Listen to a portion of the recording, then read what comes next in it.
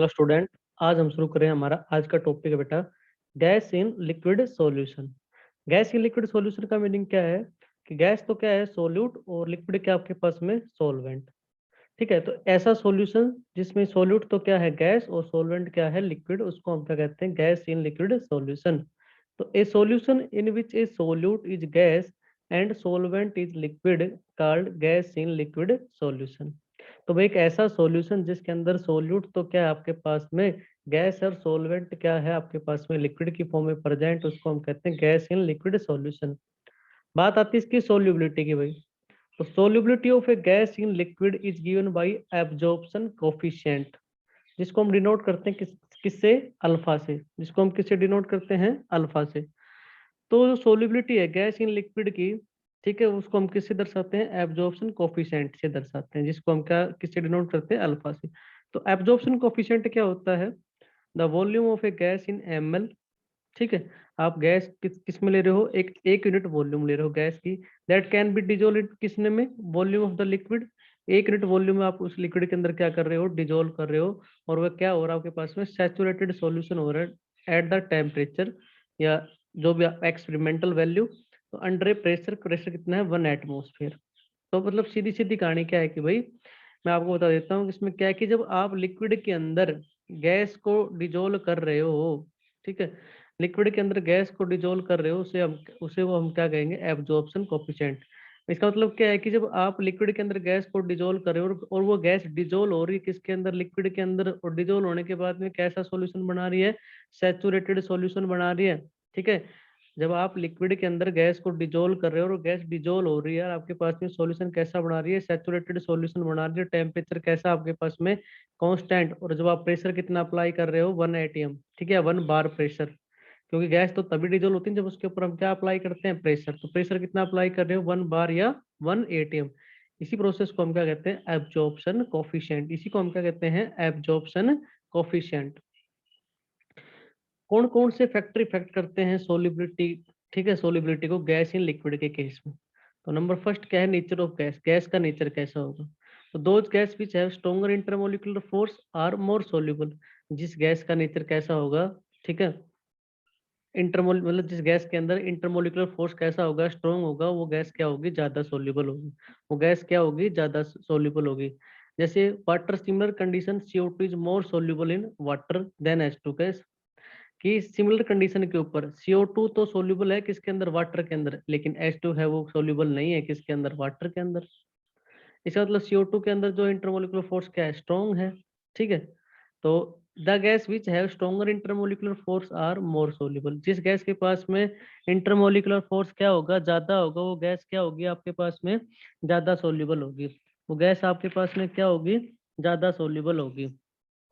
ठीक है, जैसे कि अगर कोई कोई गैस होती है जिनका नेचर कैसा होता है कि जो कि जल्दी से डिजोल्व नहीं होती, जैसे कि लाइक हाइड्रोजन है, ऑक्सीजन है, नाइट्रोजन है, डिजोल्व इन, ठीक है, water only to small extent, बहुत ही कम मात्रा में डिजोल्व तो होती है लेकिन कम मात्रा में। लेकिन जैसे CO2 है आपके पास में, HCl है, NH3 है, ये सारी कैसी हैं हाईली सोल्यूबल होती हैं। क्यों, क्योंकि the greater of solubility gases due to their reaction with the solvent, वो डिपेंड करती है सोलवेंट के ऊपर। तो जो आपके पास में H2N2O2 है ये वाटर के अंदर कम सोल्यूबल होती हैं, CO2 है, HCl है, NH3 है, ये आपके पास में क्या होती हैं ज्यादा सोल्यूबल होती हैं। ठीक है, तो ये बात थी नेचर ऑफ गैस की। अब बात करते हैं नेचर ऑफ लिक्विड, मतलब नेचर ऑफ सॉल्वेंट की बात करते हैं। तो जो गैस पोलर होगी वो किस में सोल्यूबल होगी पोलर सॉल्वेंट में, और जो नॉन पोलर होगी वो किस में सोल्यूबल होगी नॉन पोलर में। तो polar solvent are suitable for polar gases, whereas non-polar solvents are suitable for non-polar gases। तो पोलर सॉल्वेंट उनमें कौन सी गैस सोल्यूबल होगी polar gas, non polar solvent उनमें कौन सी होगी नॉन पोलर गैस। जैसे NH3 क्या है पोलर गैस है, तो वाटर क्या है पोलर सॉल्वेंट, तो पोलर किसमें है पोलर में सोल्यूबल है। CH4 क्या है non polar, benzene non polar gas है, बेंजीन में क्या है नॉन पोलर, तो नॉन पोलर किसमें सोल्यूबल है नॉन पोलर के अंदर। तो polar solvent are suitable for polar gases, non polar solvent for suitable for non polar gases.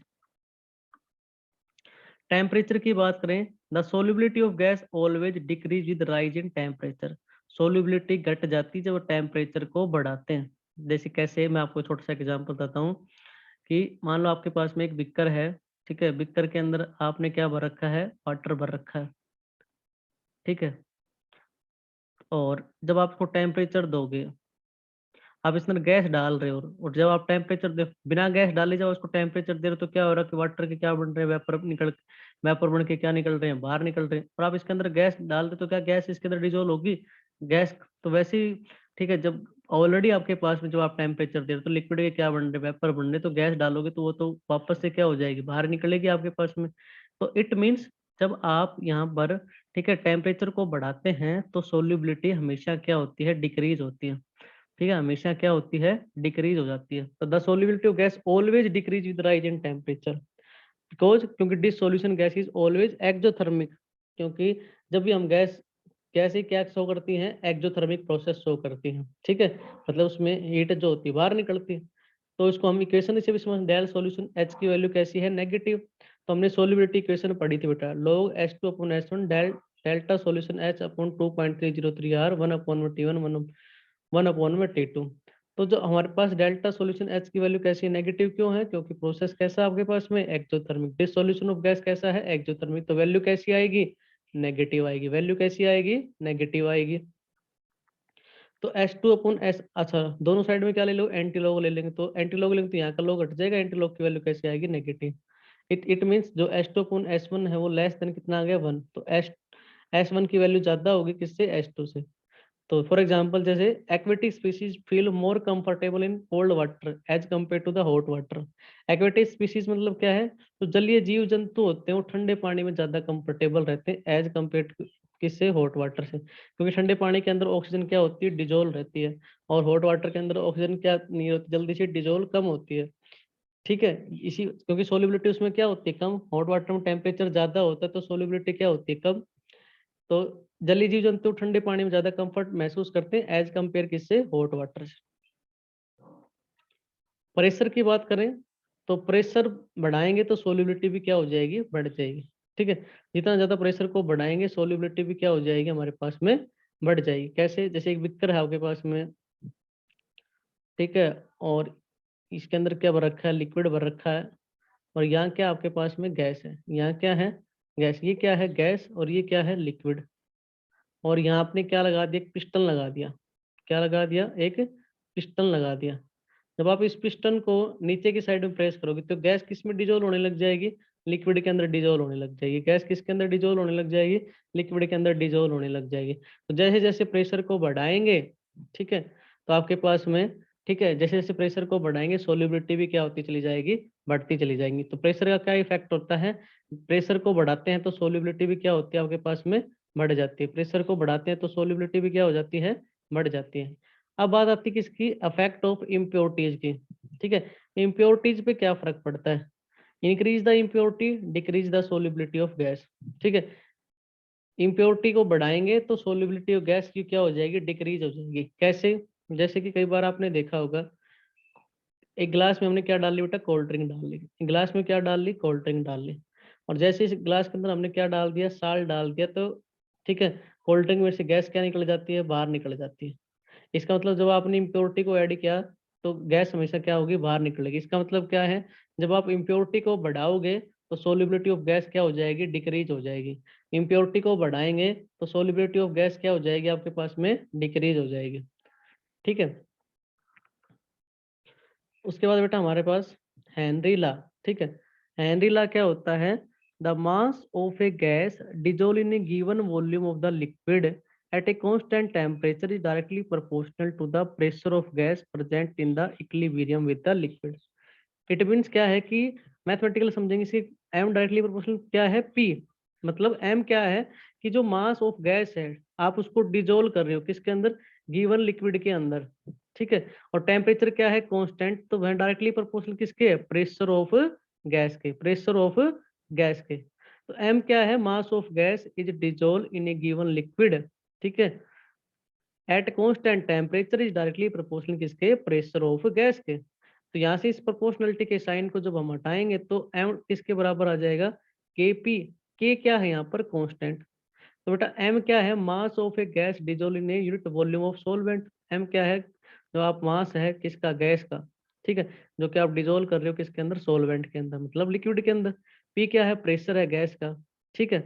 के क्या है, कांस्टेंट ऑफ प्रोपोर्शनलिटी, और ये के डिपेंड करता है किसके ऊपर, नेचर ऑफ गैस के ऊपर। अच्छा, स्लोप क्या होगा आपके पास में, ठीक है, इसको हम किसे समझ सकते हैं, लाइन की इक्वेशन से क्या होती है, y is equal to m x. तो वाई एक्सिस के लोग क्या है, मास, और एक्स एक्सिस के लोग क्या है, प्रेशर, और एम क्या मतलब के क्या है, वो आपके पास में क्या है, स्लोप। जैसे जैसे प्रेशर को बढ़ा रहे हो, सोल्यूबिलिटी क्या आती चली जा रही है, बढ़ती चली जा रही है। जैसे जैसे हम, ठीक है, प्रेशर को बढ़ा रहे हैं, सोल्यूबिलिटी भी क्या होती चली जा रही है, बढ़ती चली जा रही है। एक स्टेटमेंट और है हमारे पास हेनरी लॉ की, वो क्या है कि the mole fraction of a gas in a solution at constant temperature is directly proportional to the partial pressure of gas. अब की बार क्या है कि हमारे पास मास ऑफ गैस क्या है, मोल फ्रैक्शन। मोल फ्रैक्शन किससे डिनोट करते हैं, एक्स से। तो मोल फ्रैक्शन ऑफ ए गैस, ठीक है, इन ए सॉल्यूशन, और टेम्परेचर क्या है, कांस्टेंट, और डायरेक्टली प्रोपोर्शनल किसके, प्रेशर ऑफ ए गैस के। तो एक्स डायरेक्टली प्रोपोर्शनल क्या है, पी। एक्स क्या है, मोल फ्रैक्शन, पी क्या है, प्रेशर ऑफ ए गैस। तो बेटा एक्स क्या है, मोल फ्रैक्शन, तो यहाँ से प्रोपोर्शनलिटी के साइन को टाइम क्या आ जाएगा, के डैश पी। के डैश क्या है, कांस्टेंट ऑफ प्रोपोर्शनलिटी, तो जो कि डिपेंड करता है किसके ऊपर, नेचर ऑफ गैस के ऊपर। Nature of gas, nature of liquid and temperature.